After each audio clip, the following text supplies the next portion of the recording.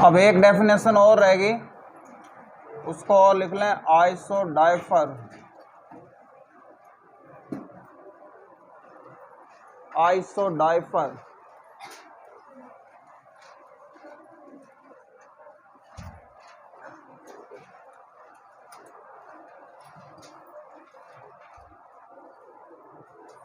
अब देखिए, ये समस्थानिक, समबारिक, सम इलेक्ट्रॉनिक, सम न्यूट्रॉनिक, ये सब चीजें क्या है, ये अलग अलग परमाणु हैं। हालांकि इलेक्ट्रॉनिक में अणु भी आ जाता है। तो अब ये परमाणु जो है, इनमें कुछ ना कुछ समानताएं होती है, उसके बारे में हम पढ़ रहे हैं। तो आइसोडाइफर क्या होते हैं, लिखिए, ऐसे परमाणु जिनमें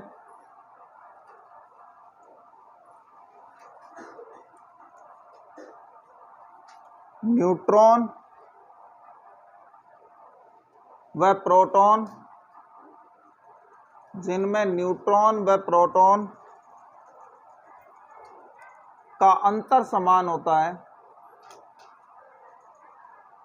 न्यूट्रॉन व प्रोटॉन का अंतर समान होता है, आइसोडाइफर्स कहलाते हैं। आइसोडाइफर्स कहलाते हैं।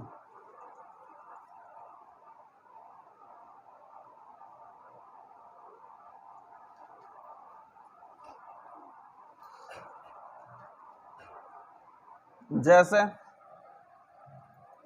कार्बन 14 व ऑक्सीजन 18, कार्बन 14 व ऑक्सीजन 18। अब देखिए, कार्बन 14 जो है, कार्बन 14 के अंदर जो है आपके प्रोटॉन कितने हैं, 6, और न्यूट्रॉन कितने हैं, 8। और N-P, ध्यान रखना, ये होता है आइसोडाइफर जिसमें N-P समान होते हैं। तो 8 माइनस 6, या इसको ऐसे लिख सकते हैं, N-P बराबर 8 माइनस 6 बराबर 2।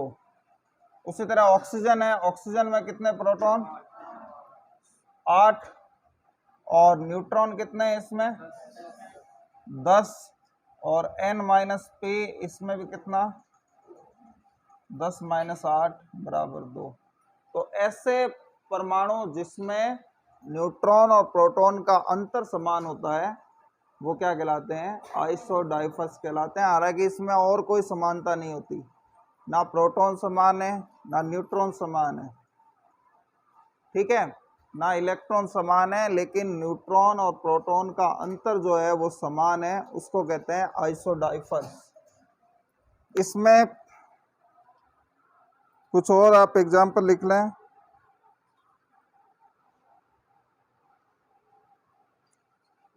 ये पहला एग्जाम्पल है। दूसरा, यूरेनियम 235 व थोरियम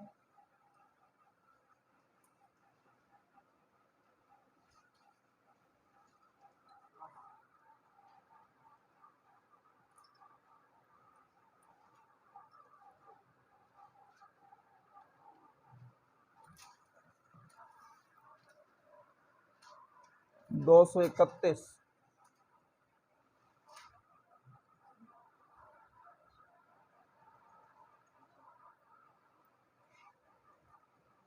K39 व F19।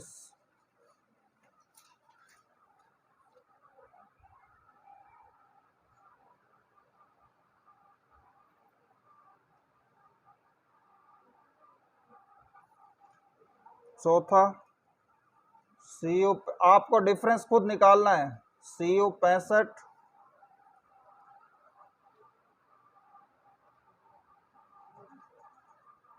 व Cr 55।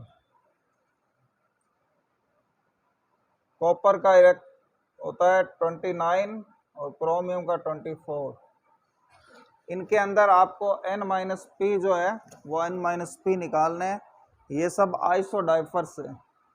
और इन चीजों के लिए हमें ज्यादा एग्जाम्पल की जरूरत नहीं है, हमें पता होना चाहिए होता क्या है, हम निकाल सकते हैं कोई भी एग्जाम्पल दिया हुआ हो। इनमें आपको जो है खुद ये इसके निकालने हैं। n माइनस जो p है वो इसमें निकालना है आपको।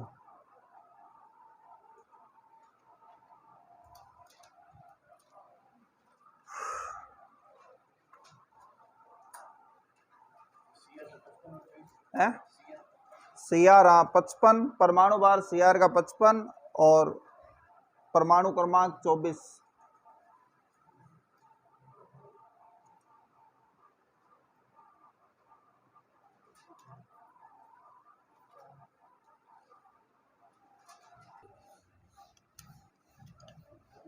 अब उसके बाद में लिखिए अणुभार, इसको दूसरी भाषा में कहते हैं मोलर द्रव्यमान।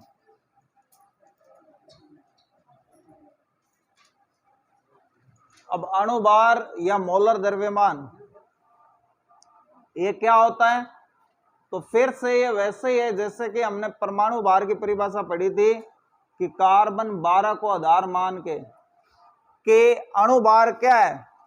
अणुभार, इसका अगर शाब्दिक मीनिंग अगर हम लिखें तो इसका मतलब होता है कि किसी एक अणु का भार, यानी कोई परमाणुओं से मिलके क्या बनता है? अणु बनता है। उस एक अणु का भार, तो वैसे तो इसकी कोई परिभाषा नहीं होगी, लेकिन फिर वही बात है कि परिभाषा देने के लिए कार्बन 12 को क्या माना गया है? हमेशा मानक माना गया है कि किसी भी अणु का अणु भार उसके भार भागों की वह संख्या है जो ये बताती है कि उसका एक अणु कार्बन 12 के 1/12 में भाग से कितना गुना भारी है। ठीक है, ये चीज जो है, तो बस ये बात आपको ये ध्यान रखना है कि अणुभार के लिए भी कार्बन 12 को आधार माना गया है। अब अणुभार होता क्या है? तो अणुभार उसमें जितने भी परमाणु होते हैं उन परमाणुओं के परमाणु भारों का क्या होता है? योग होता है। तो ये अणुभार हमें तो सिर्फ निकालना है कि ये होता क्या है। तो लिखिए अणु में उपस्थित सभी परमाणुओं के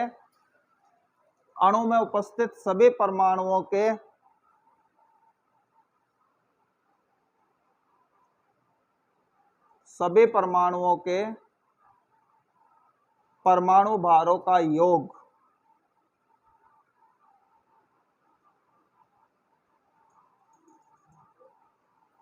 परमाणु भारों का योग जैसे अब देखिए H2O है, इस H2O में जो H है उसका भार 1 है परमाणु भार, और ऑक्सीजन का परमाणु भार कितना है? 16। तो अब यहां पर H2O का जो भार है वो कितना हो जाएगा? 2 + 16 18।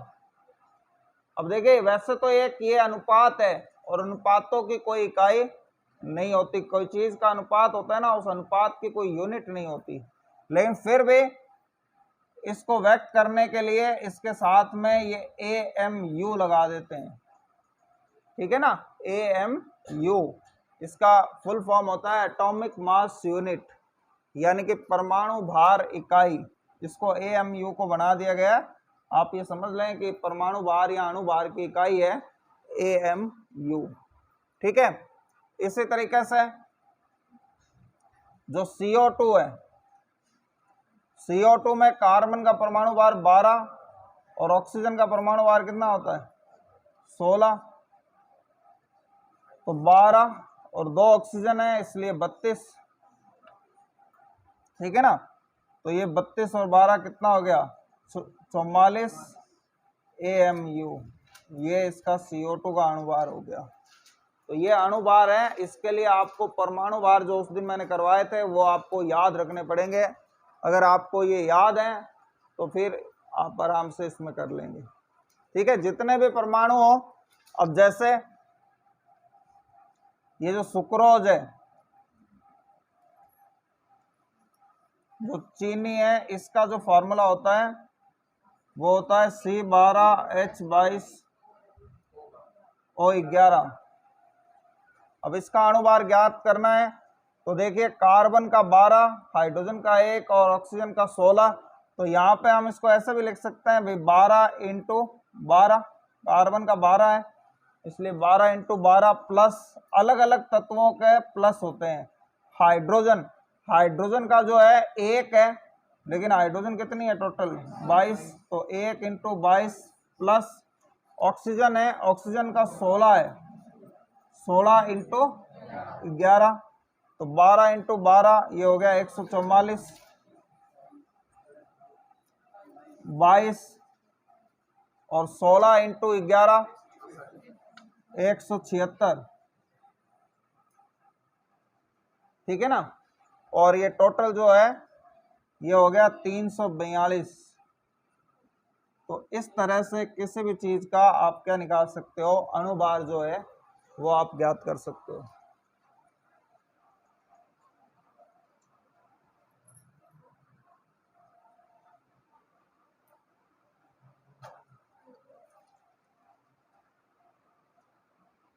अब इसमें एक आप क्वेश्चन लिख लें, क्वेश्चन बना के लिख लें कि निम्न यौगिकों के अणुभार ज्ञात कीजिए, निम्न यौगिकों के अणुभार ज्ञात कीजिए।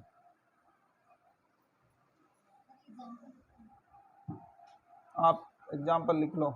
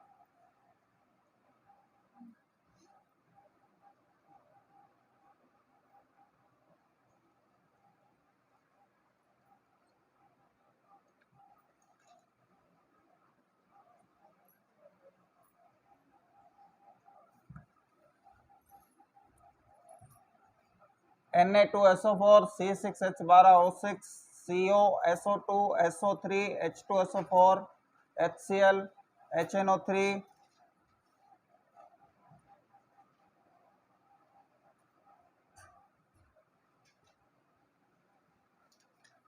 NaOH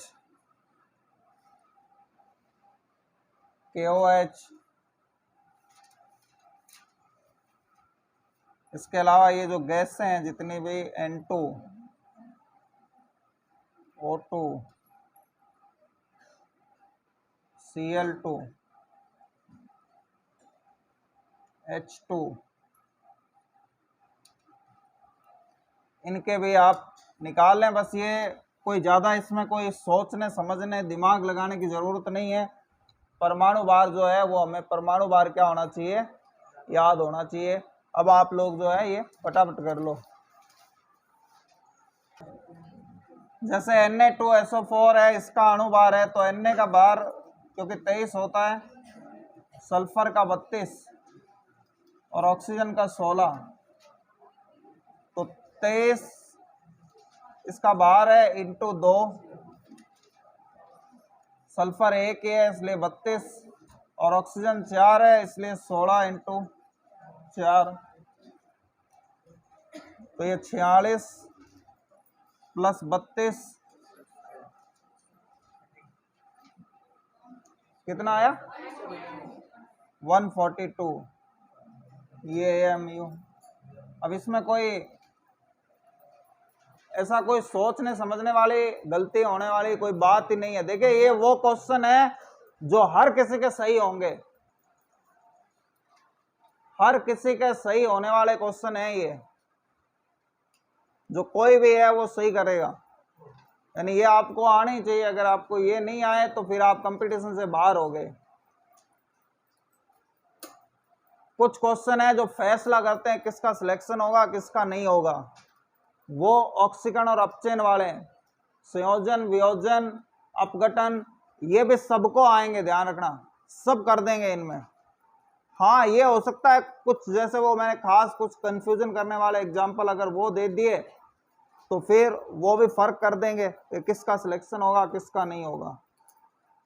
तो ये तो ऐसी चीजों में से है कि सबको आनी चाहिए, क्योंकि इसको सब कर देंगे, जिसने भी तैयारी की है वो सब कर देंगे, इसमें गलती नहीं करेंगे उम्मीद है। क्योंकि सिर्फ जोड़ बाकी में या गुणा में गलती अगर किसी ने कर दी तो भी क्या है कि ये गलती ज्यादा इफेक्टिव नहीं रहती, क्योंकि वो गलती पकड़ में आ जाएगी अगर वो ऑप्शन नहीं होगा। आपने गुणा में गलती कर दी तो भी ऑप्शन नहीं हो अगर वो, तो फिर पकड़ में आ जाएगा। तो इससे क्वेश्चनों में गलती होने की संभावना बहुत कम रहती है, तो ये आपको आना ही चाहिए। अब उसके बाद लिखिए मोल। मोल धारणा,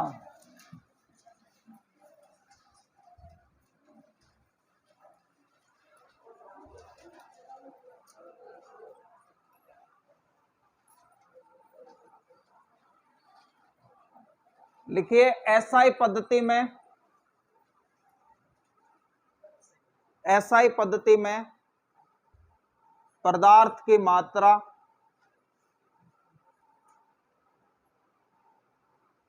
मोल में नापी जाती है, मोल में नापी जाती है।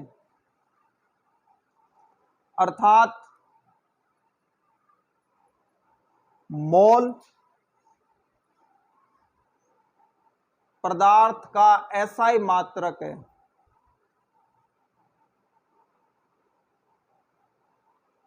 एसआई मात्रक है।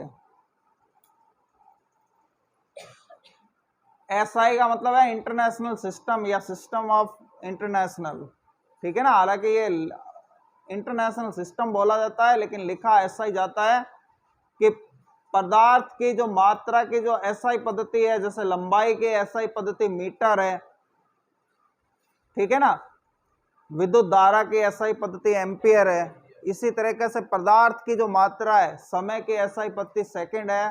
तो 7 मूल मात्रक होते हैं, उसमें पदार्थ की मात्रा किस में नापी जाती है? मोल में नापी जाती है।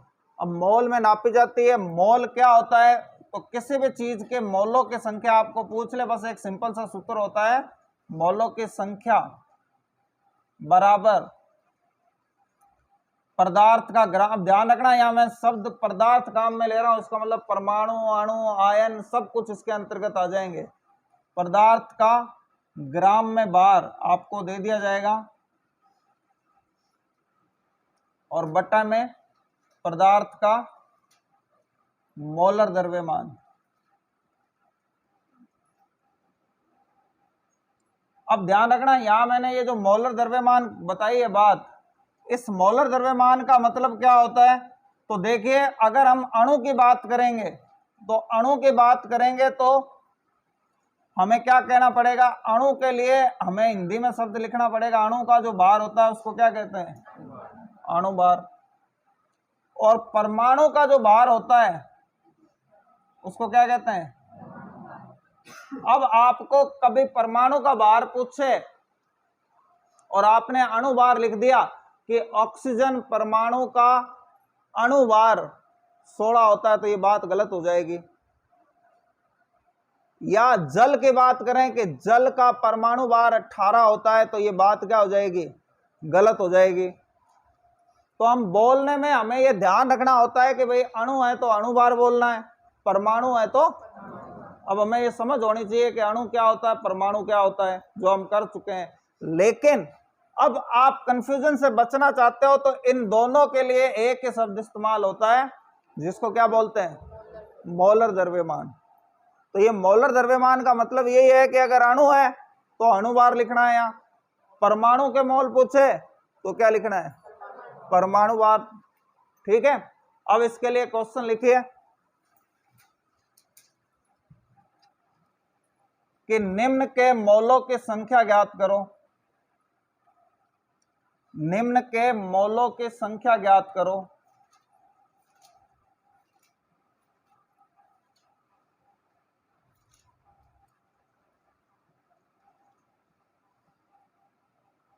90 ग्राम जल,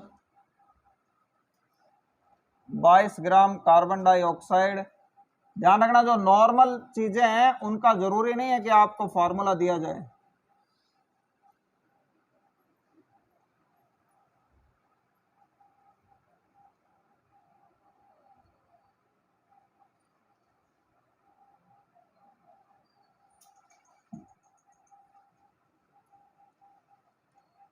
सिक्सटी 69 ग्राम सोडियम,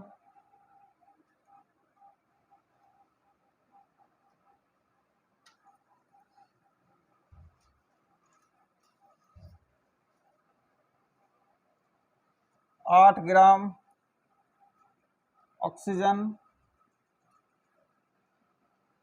गैस,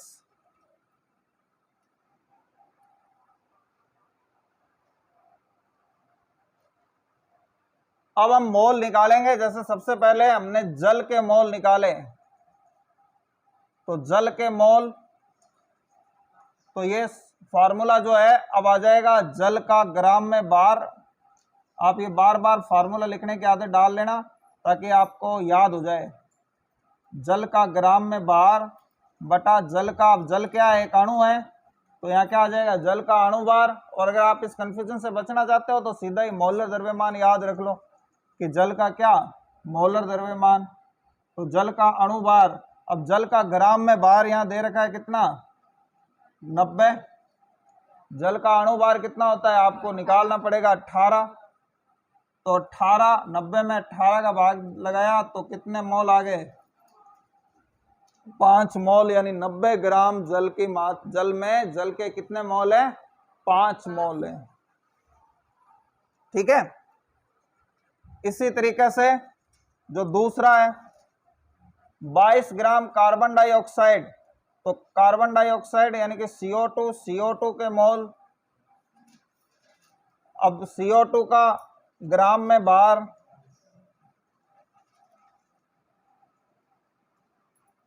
बटा CO2 का, CO2 भी क्या है, अणु है, तो CO2 का क्या हो गया, अणु बार, तो ये हो गया 22 और इसका अणु बार 44, तो 22 बटा 44 ये हो गया 0.5 मोल, आधा, यानी कि 1/2, या 1/2 को हम लिख सकते हैं 0.5।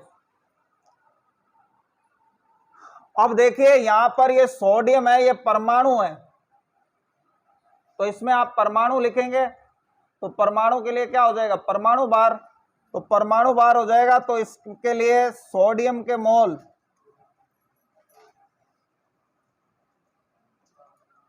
सोडियम के मोल, सोडियम का ग्राम में बार, ये फॉर्मूला आप लिख लेना, ये कितना होता है 69 दे रखा है मतलब हमें। और सोडियम का, सोडियम परमाणु है तो यहाँ आएगा परमाणु बार, परमाणु बार कितना होता है 23, तो 69 में 23 का भाग लगाया तो कितना आ गया 3 मोल। ठीक है। तो ये जो है ये आपके मोल निकालने का तरीका है और कोई विशेष बात नहीं है, एक सिंपल सा फॉर्मूला है। आप वो फॉर्मूला लगाएंगे और फॉर्मूला लगाएंगे तो आपके जो है इसमें क्या हो जाएगा, आपके डिफरेंस आ जाएगा।